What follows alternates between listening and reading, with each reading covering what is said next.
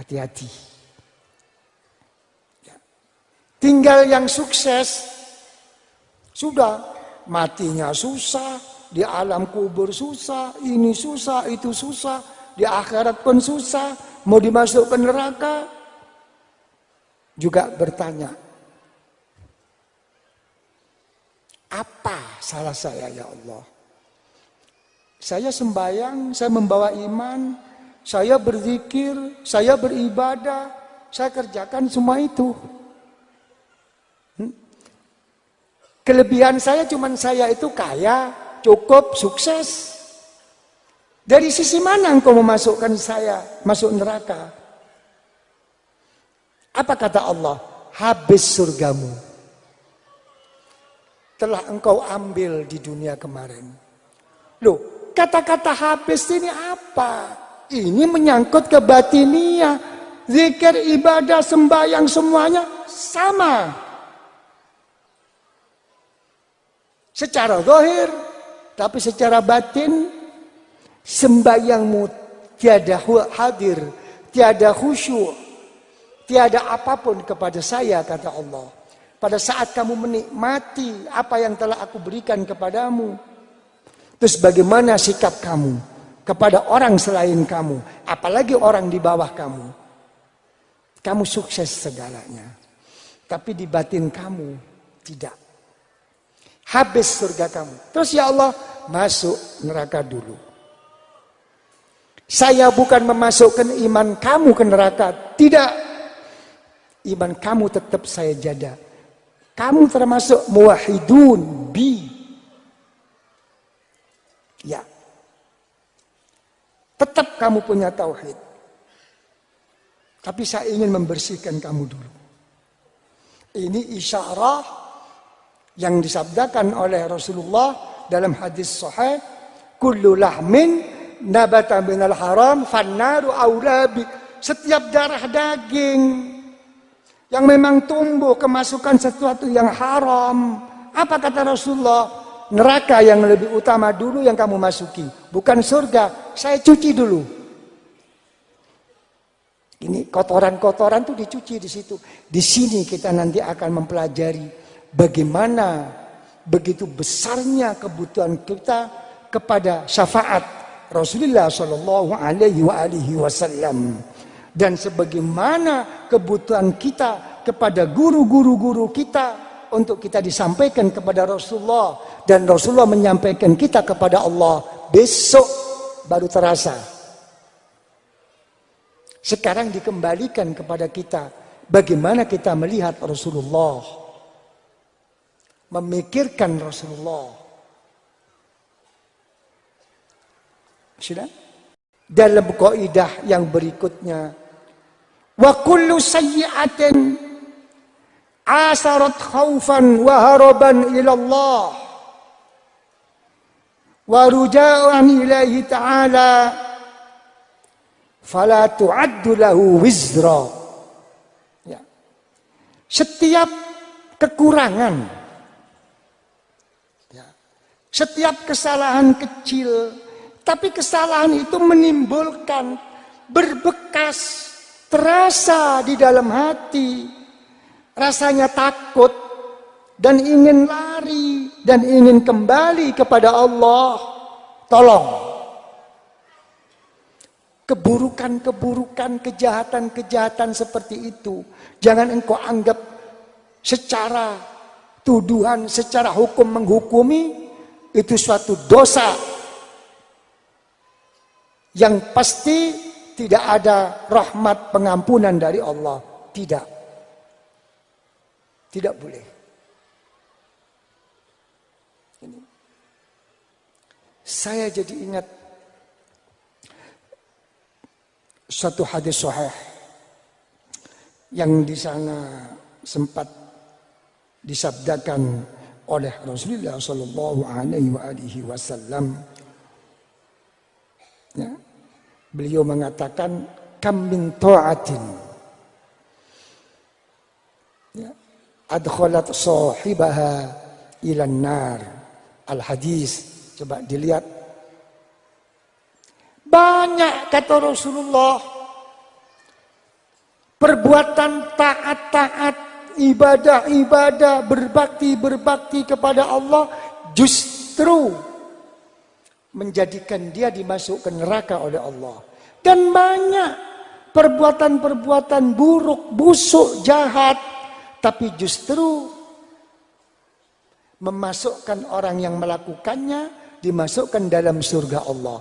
Ada apa? Ya. Jangan dilihat dalam satu zahiriyah, bukan. Sini loh yang dilihat. Yang mendorong kamu berbuat seperti itu apa? Ini yang harus dilihat. Ini hadis populer. Ya. Yang tentu semua orang itu akan tahu kok. Innallah la yanzuru. Kan begitu itu. Ya. Ilal a'mal. Ya, Allah Ta'ala tidak melihat amalia zahiriyah, bukan. Walakin yanzuru. Tapi yang dilihat itu di dalamnya. Dorongannya ini.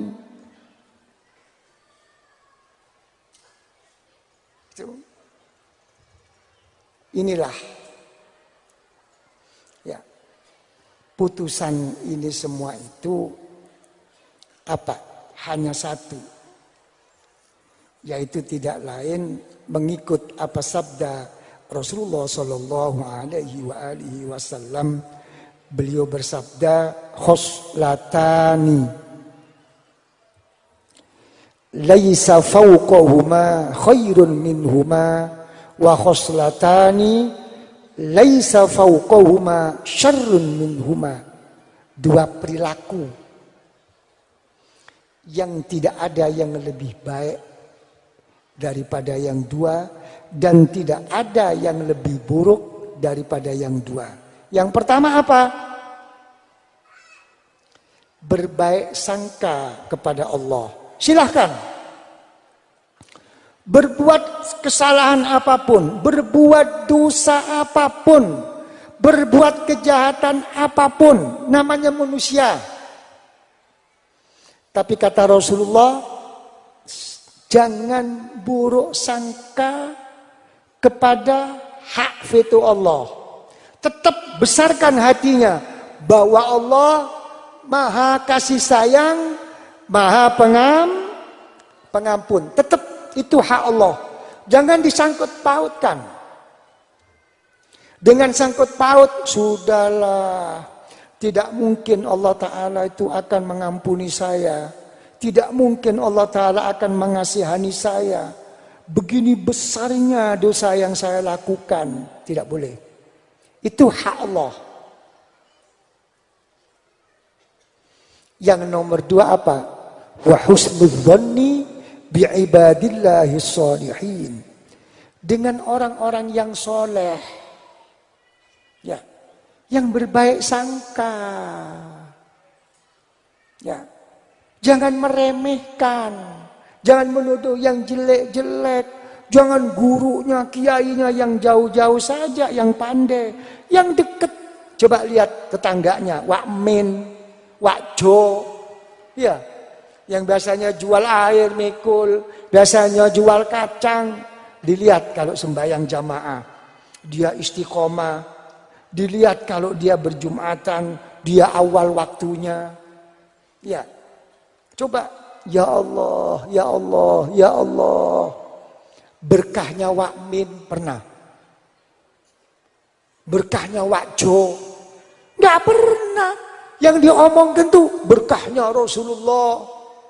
Berkahnya Syekh Abdul Qadir Jailani. Berkahnya para guru-guru. Berkahnya para wali-wali. Wak Min gak dianggap. Yang di depan mata. Hati-hati. Ini mahal. Ya, jangan kayak orang Yahudi. Nanti jadi Yahudi Indonesia nanti. Ya, ini. Terus kata Rasulullah, perilaku dua di dalam hati. Yang tidak ada yang lebih buruk daripada dua. Seperti dia tadi yang saya katakan, berburuk sangka kepada Allah dan berburuk sangka kepada hamba-hamba Allah. Hati-hati. Kita ini nggak terasa suka berbuat zalim. Ya, berupa macam-macam. Mungkin cara badaniah kita tidak berbuat zalim. Mungkin kita secara harta benda tidak pernah berbuat zalim. Mungkin kita di saat dalam masalah berbisnis, mungkin kita jujur, terbuka, tidak berbuat zalim. Tapi hati kita, pikiran kita, ada kadang-kadang berbuat zalim kok. Nggak suka aku. Kadang-kadang subhanallah terkeluar dari mulutnya mendoakan jelek. Hati-hati kamu nanti loh. Kalau sudah begitu, makin tidak suka, dia makin senang bahagia dengan melalui apapun. Secara kesuksesan, kekeluargaan, atau secara apa atau apapun. Lihat bajunya, ininya. Tambah makin benci, timbul hasud, timbul permusuhan. Ini setan pelan. Ya, seorang thariqah ingin terbebas, ingin terselamat dari pikiran dan hati yang seperti ini.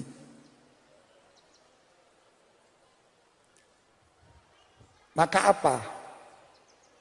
Ya, pertama, seperti apa yang dianjurkan oleh Rasulullah Shallallahu Alaihi Wasallam begitu keluar rumah, seperti siapa? Abi siapa?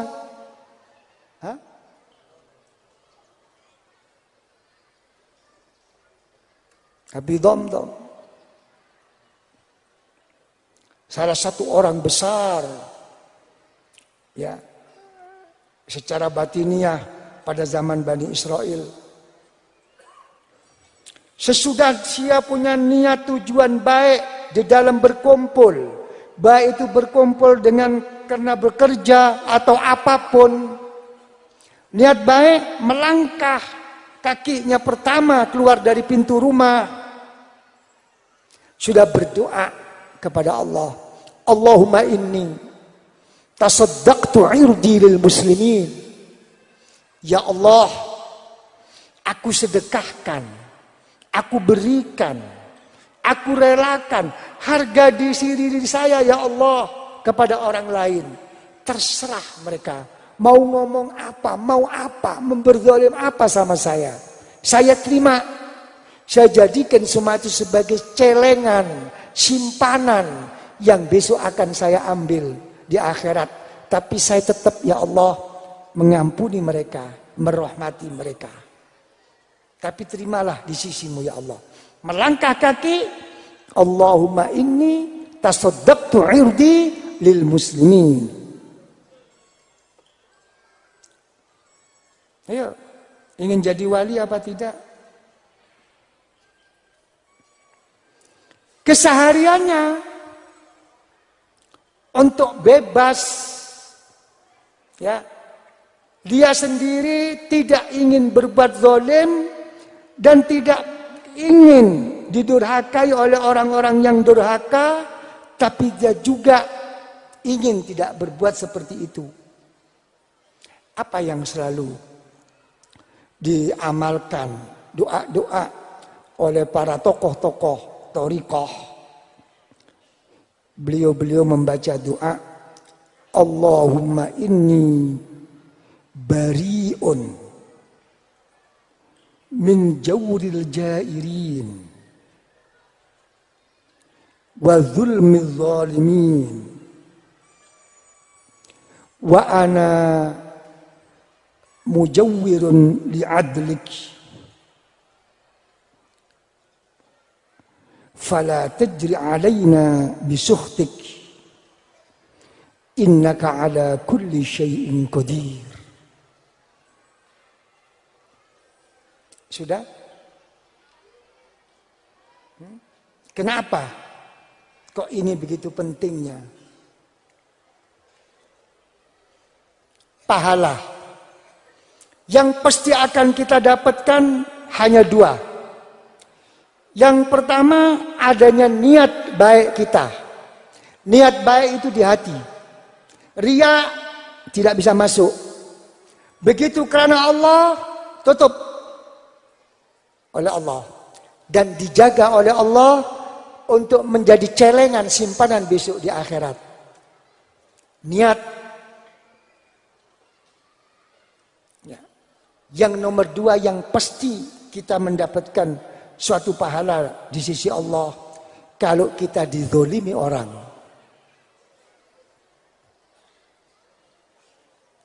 Pasti langsung disimpan. Jangan lagi orang lain. Allah Ta'ala pun tidak akan ikut menangani ini. Karena ini urusan pribadi. Hati-hati. Karena itu sampai berdoa seperti ini para guru-guru thariqah. Apalagi si pembawa utama adalah Imam Al-Qutub Abul Hasan Asy-Syadzili radhiyallahu an. Kalau punya Kanjeng Syekh panjang. Sudah menjadi wiritan. Kalau ini bukan wiritan, makanan. Sholawat juga begitu. Ada memang makanan, ada wiritan. Ya. Dan ada cemilan tuh ada. Kalau semua jadi wiritan, Anda misalnya tidak melaksanakan zikir kepada Allah, kecuali zikir-zikir yang telah ditentukan oleh guru Anda di dalam thariqah, setiap ba'da sholah, jangan berharap Anda mendapatkan siri dan nurnya thariqah. Jangan berharap. Dan Allah Ta'ala sama para guru-guru yang dipasrahinya, itu yang jadi ukurannya. Mulai matahari terbenam sampai besok matahari terbit, dilihat. Ini yang jadi ukuran. Seberapa nyemilnya. Ya, karena semua ini melaksanakan apa? Melaksanakan hadis qudsi. Ya, wa ma taqarraba 'abdi. Loh itu. Ini yang jadi masalah. Ya, ini cemilan. Makanya masalah begini tuh ayo. Sama dengan tidak ada ikut penanganan. Apa? Allah Ta'ala. Kecuali kalau memang bertobat. Mohon ampun. Mohon rahmat dari Allah. Apa? Masalah syirik. Syirik dibagi 3. Ada syirik ma'allah. Syirkul kabir. Ada syirkus shaghir. Apa syirik kecil? Riya. Ya. Dan ada syirik ma'asyikh. Dia syirik dengan gurunya. Hati-hati. Ya. Walaupun di dunia saja, jangan satu. Mempunyai alfu syaikhin, mempunyai guru 1000 yang lebih hebat dari gurunya. Dalam segala-galanya tetap tidak akan diterima oleh Allah. Dan besok di akhirat semua arwahul masyayikh, ruhnya para guru, ruhnya para wali, angkat tangan. Kamu bukan urusan saya. Kamu hidup di zaman siapa? Di waktu siapa? Dan pada saat itu kamu sebagai siapa? Mengaku. Apa kamu berguru hanya sebagai guru litabarruk? Hanya minta barokah? Apa li husnidzon? Kayak pejabat-pejabat? Ya, cuma bin nisbah wal idhafah ilal masyayikh. Cuma hanya menunjukkan saya pernah baiat, saya pernah ambil guru ke sana. Cuman hanya untuk kebanggaan, kesenangan. Tapi bukan sebagai murid yang sebenarnya. Hanya karena barokah. Dan memang tidak wajib mengamalkan thariqahnya. Tapi ada yang memang seorang murid bitarbiyah. Memang memasrahkan diri. Murid yang begini tidak tahu. Besok di akhirat tahu. Karena seorang guru, kamu harus lepas dari saya. Di dalam kehormatan, kemuliaan, kebesaranmu. Lepasmu sekarang, tunjukkan dari saya. Apa? Kamu sendiri syafaati keluarga kamu. Dengan seizin Rasulullah. Dengan seizin para guru kamu. Ini besok yang akan diberikan. Kamu tidak paham. Bukan di sini. Masa masalah begini tidak sampai begitu? Wong dalam satu hadis riwayat Imam Ahmad fi Masnadi sudah jelas kok anak yang masih belum diakekahi berarti murtahanun bi'aqiqatih kata Rasulullah, dia masih digadaikan dalam akekahnya.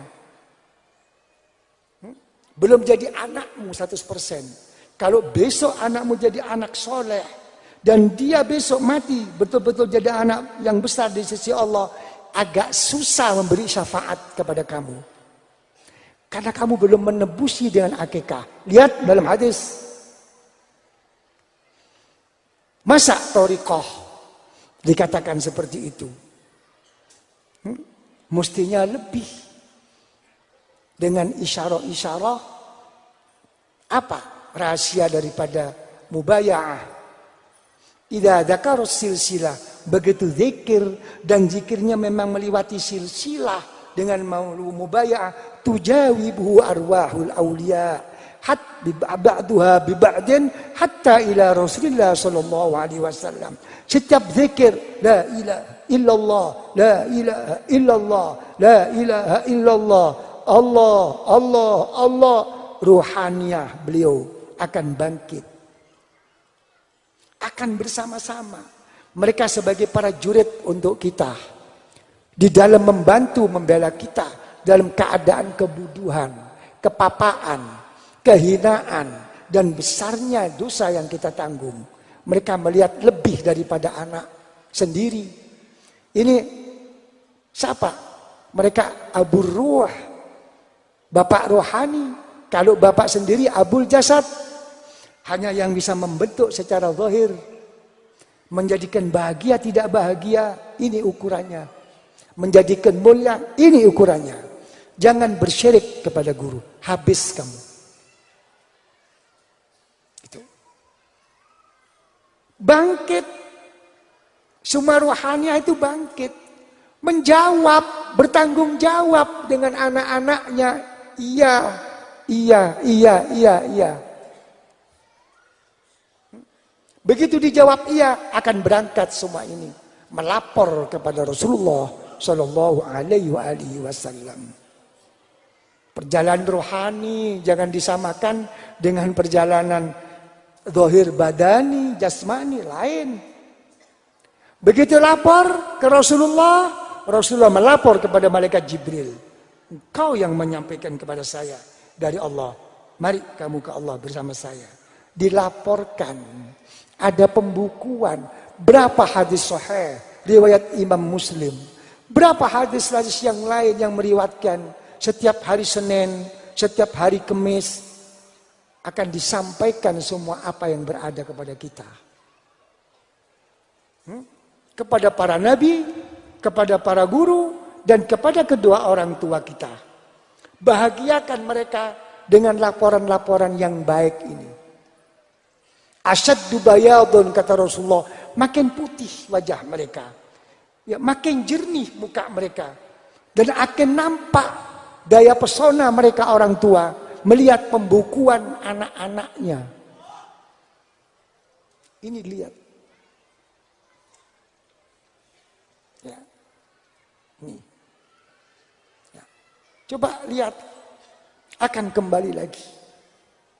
Cuma memang daya kuat magnet, daya kuat sotrom untuk kita secara rohani ya, bisa beliau-beliau ini peduli, bisa beliau-beliau ini cepat menanggapi, dan betul-betul dianggap berat dan sangat penting. Ukurannya di mana?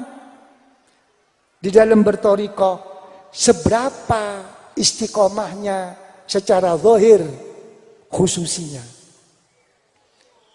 dan seberapa tumakninahnya, dan seberapa dia itu di dalam lafal pelafal mengucapkan suatu panggilan kepada Allah, memanggil, bukan sekadar wiritan lewat. Di sini Anda dedek sama kita semua ini untuk berhadap-hadapan, bertawajjuh, belhadrah rabbaniyah di sisi Allah. Dengan bacaan apa? Ya qadiyal hajat, wa ya kafiyal muhimmat, ya rafi'ad, memanggil Allah kita sampai di mana? Karena itu saya sangat menyesalkan dan sangat sedih, dan saya tidak bisa menerima kalau ada orang yang memang bertarbiyah. Saya enggak ngurusin orang yang beat tabarruk husnudzon, terserah mereka mau cari guru satu truk silahkan. Saya ngomong sama orang yang tarbiyah. Memang di dunia, di akhirat mau dituntun, bukan separuh-separuh. Di akhirat mau, di dunia nggak mau. Di dunia mau, akhirat nggak mau. Jangan ditipu. Saya masalah begitu. Apa yang saya sesalkan? Apa yang saya sedihkan? Apa yang menjadikan saya tidak menerima? Kalau ada seorang murid thariqah bitarbiyah tidak mempunyai dan tidak memegang dan tidak membaca berulang-ulang dengan sendiri-sendiri kitab, buku khususi. Benar. Kenapa saya sesalkan? Anda sudah menganggap enteng, menganggap ringan. Anda sudah tidak melihat itu sesuatu yang penting. Karena posisi Anda apa? Yang pertama, mungkin Anda sebagai makmum hanya ikut-ikutan. Jangan lagi untuk menggali apa yang tersirat, untuk hafal saja. Saya ingin bertanya,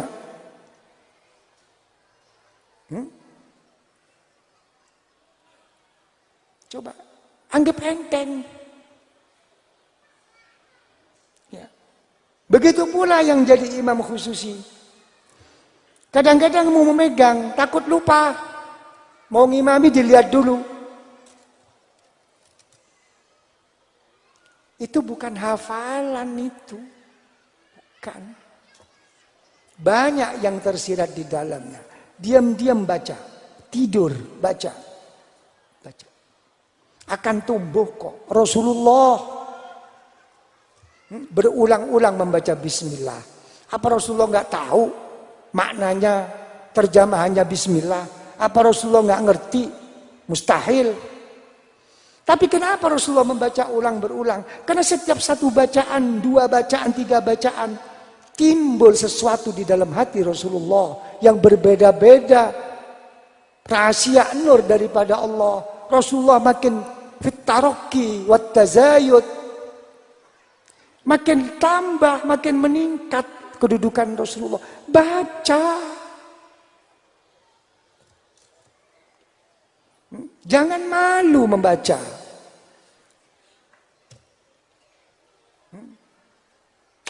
Gak pantas masa jadi kiai imam khususi baca. Penyakit kalau sudah begitu. Buktikan lawan ngimami khususi, bawa kitab khususi. Itu caranya, bukan terus gengsi.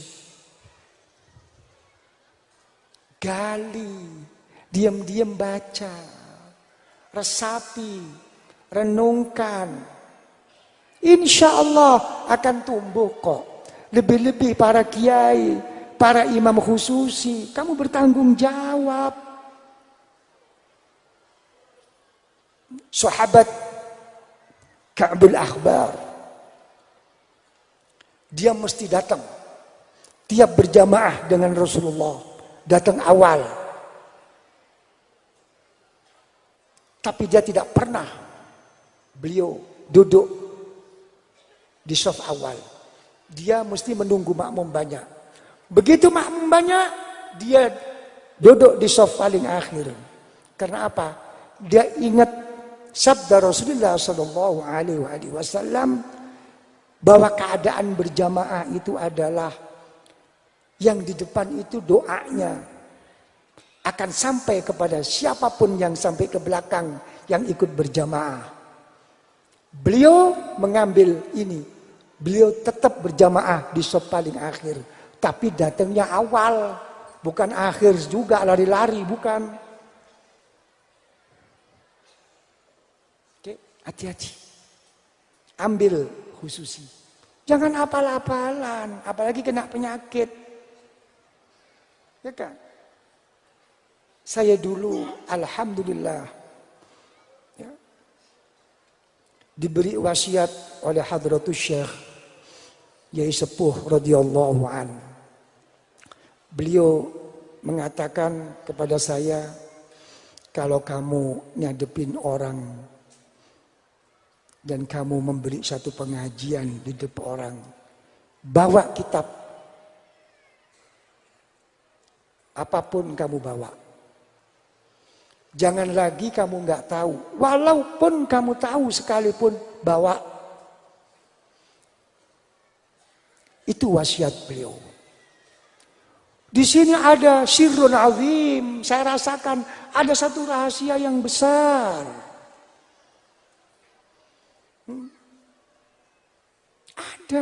Ada suatu nur di dalam ini. Apalagi untuk menghilangkan penyakit-penyakit yang menjadikan kita takabur, sombong apa. Coba dihilangkan ini semua. Ini semua ini saya melihat dalam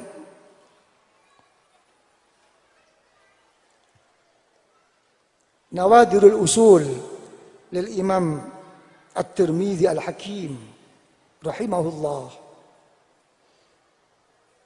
Apa yang tersirat dengan hadis Rasulullah Sallallahu Alaihi Wasallam yang mana beliau itu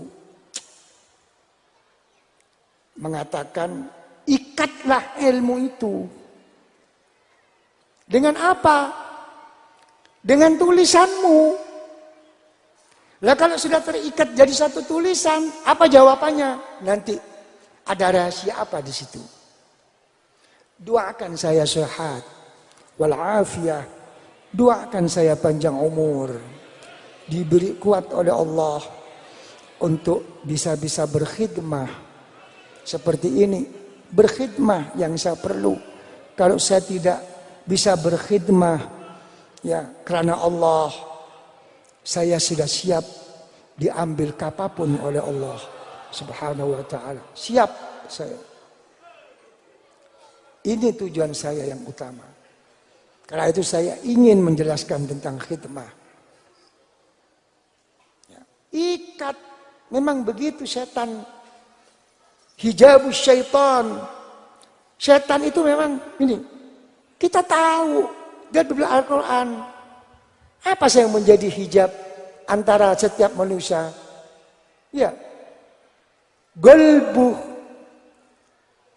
Ya. Baina nafsihi wa qalbih. Lihat. Jadi setan itu memang berhenti di sini, ini berhenti. Gitu loh.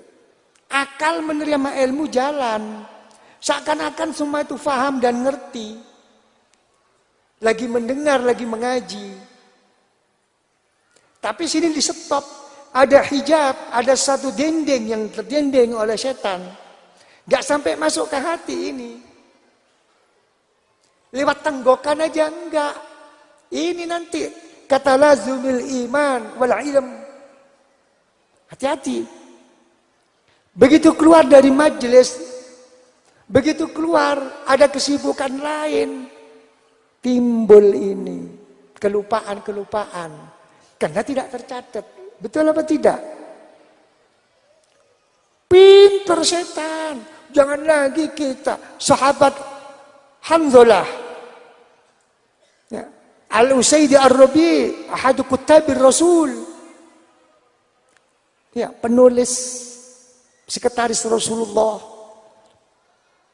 Coba dia sampai melapor kepada sahabat Abu Bakar, ya Sayyidina Abu Bakar, kenapa? Saya ini loh, kalau ketemu Rasulullah, Masya Allah, menyebut tentang surga, neraka, apapun, ka'annaha ra'yal ain, seakan-akan terlihat di mata.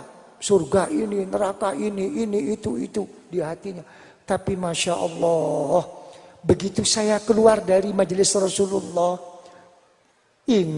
kumpul istri, kumpul keluarga, kumpul kesibukan bisnis kerja, hilang itu semua. Ayo, betul apa tidak? Ini sahabat. Apa kata Sayyidina Abu Bakar As-Siddiq? Kamu kena penyakit gitu. Inna lanalqa, sama saya juga kena begitu kok. Coba. Ayo, sekarang sowan sama Rasulullah. Apa kurang hebat sahabat Abu Bakar? Apa kurang hebat sahabat Hanzalah? Cukup hebat beliau. Tapi begitu beliau di dalam bimbingan, di dalam tarbiyahnya Rasulullah, tidak mampu untuk mengobati dirinya, melapor kepada gurunya Rasulullah. Ah, saya bisa baca ini. Ah, saya sudah bisa ngatur ini. Ah, saya sudah bisa hafal Quran. Ah, saya sudah bisa baca doa ini. Nanti dulu, bacanya sudah. Ini loh, hatinya ini loh. Lapor ke Rasulullah, ketawa Rasulullah, ya, dituntun Rasulullah, sama Rasulullah dituntun. Ada penanganan sendiri, tidak semudah itu. Ya, Rasulullah lewat, wa fi hadisin sahih, coba lihat, ya ini sudah umum. Sahabat Abu Bakar kalau sembahyang malam pelan sekali. Sahabat Umar keras sekali. Ya, dipanggil oleh Rasulullah. Kenapa kamu kok pelan sekali? Ngapain saya teriak-teriak ya Rasulullah? Allah Ta'ala Maha tahu, Maha mendengar kok. Cukup saya pelan. Ya. Kamu, Sayyidina Umar, kenapa kamu kok keras? Sengaja kok Rasulullah. Kenapa? Yang tidur biar bangun. Nah ini memang ini bagian demonstrasi ini. Keras. Biar bangun. Tidak dibiarkan oleh Rasulullah. Tidak. Kamu ikut tarbiyah saya. Kamu ikut berguru sama saya. Bakar, sini Bakar. Ya Rasulullah. Keraskan sedikit. Sayyidina Umar ke sini. Kenapa Rasulullah? Pelankan sedikit. Itu bimbingan Rasulullah. Kadang-kadang ditepuk dadanya, kadang-kadang dipukul belikatnya, karena dari takutnya, karena dari ininya, merasa bersalah, berdosa, nggak bisa berbuat apa-apa, telah hafal Al-Quran, namanya sahabat, butuh pengobatan Rasulullah, dipukul oleh Rasulullah. Sudah sana. Berpeluh, seakan-akan melihat, musyahadah, menyaksikan Allah, jadi sembuh, jadi makin ma'rifat kepada Allah. Mau berangkat sendiri, punya modal berapa?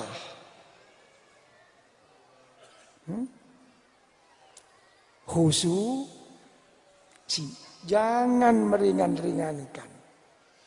Alhamdulillah wa syukurillah. Berkah guru-guru saya. lebih-lebih berkah Kanjeng Syekh, Hadratus Syekh, dan berkah kalian semua. Saya duduk-duduk, tidur-tidur, tetap saya baca khususi. Kadang-kadang saya ngimami khususi, ya, saya bawa. Kadang-kadang dari banyaknya saya bawa ke sana, habis hilang, nggak tahu di mana. Saya minta lagi, tanyakan itu Ustadz Musyafa, ya, tanyakan situ Ustadz Rosyid, minta lagi kirim saya. Baca dengan angan-angan, dengan berpikir, merenung yang dalam. Itulah tes-tesannya tawajjuh khos, ya, menghadap dengan khusus kepada Allah. Ada zikir dinas, ya, ada zikir wajib, ya, ada zikir gotong royong, ya, terus ada zikir memang untuk ditanggung sama orang lain, sendiri-sendiri. Jadi di sini marilah dalam hal agar kita tidak berbuat zalim. Dan kalau kita itu berzalim secara pikiran, secara angan-angan, secara akal, lebih-lebih kezaliman itu terbesit di dalam hati kita, berbentuk takabur, hasud, dan berbentuk apapun terhadap orang lain. Ya, jangan lagi orang lain yang kita kenal. Kadang-kadang orang tidak kenal berpapasan di pasar, ya napa mboten?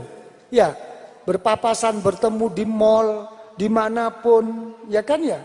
Kadang-kadang kita berbuat zalim di dalam batin kita dengan berbentuk tidak menyukainya, membencinya. Ya, kadang-kadang nggak terasa, awas engkau ya, lu ngancam. Lihat, itu termasuk zalimul imkani al-wujudi al-batini Anda itu. Tapi ini nggak pernah dibahas.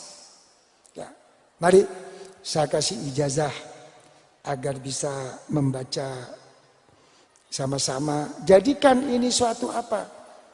Suatu camilan. Ya, jangan dibiarkan solawat ya, atau doa-doa naungan, perlindungan dan keselamatan itu jadikanlah sesuatu yang camilan. Jangan jadikan wiritan yang ditentukan waktunya. Camilan solawat itu. Ya, zikir Allah itu camilan. Kalau kamu merasa la ilaha illallah itu kepanjangan, tinggal ditekuk lidahnya ke atas. Ya, terus dikatupkan bibirnya, jalan ke pasar, jalan ke mall, nggak susah kok, Kak, repot kok. Siapa ngomong susah repot? Kalau rokok, ayo, panas nggak? Susah nggak? Sudah berapa yang kerja? Pahit enggak? Tenggorokan sepet enggak? Pahit. Haus. Kenapa kok mau? Tinggal melipat lidah ke atas, bibir dikatupkan, keluarkan nafas. Ya. Tarik. Allah. Lihat. Begitu istighosah, kita bercampur bergaul. Dan kita masih terpengaruh oleh sesuatu.